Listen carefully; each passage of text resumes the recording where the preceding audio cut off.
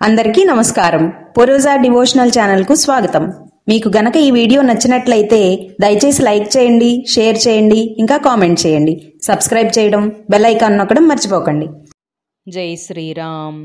శ్రీమద్ రామాయణము అయోధ్యకాండ 45-46 సర్గలు.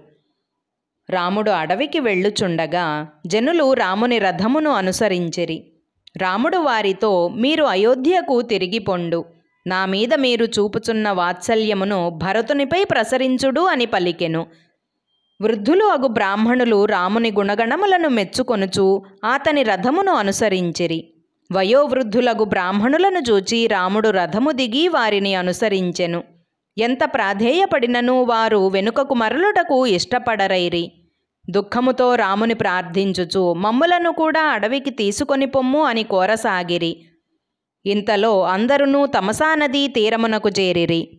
రాముడు లక్ష్మణునితో, లక్ష్మణ, రాత్రి సమీపించినది.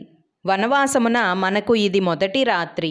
అయోధ్యావాసులు మనతో వచ్చుటకు ఇష్టపడుచున్నారే గాని వెనుకకు మరులుటలేదు. తల్లిదండ్రులను తలచుకొన్న కొలది దుఃఖమాగుటలేదు. భరతుడు ధర్మాత్ముడు. అతని సుగుణములను తలంచి నేను తల్లిదండ్రుల గురించి దుఃఖమును నిగ్రహించుకొనుచున్నాను.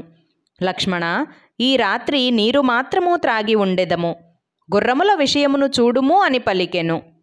సుమంత్రుడు గుర్రములకు పచ్చగడ్డి వైచి కట్టి వైచెను. చెట్ల ఆకులతో శయనమును ఏర్పాటు చేసెను.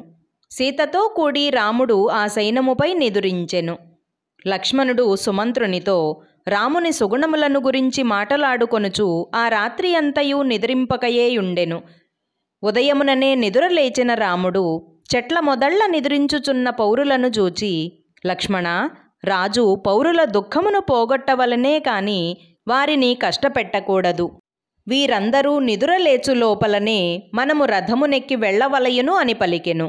సుమంత్రుని చూచి, సుమంత్ర, రథము సిద్ధము చేయుము అని పలుకగా, సుమంత్రుడు రథము సిద్ధము చేయగా ఆయుధములను తీసుకొని సీతా లక్ష్మణులతో కలిసి రాముడు రథముపై తమసా నదిని దాటెను.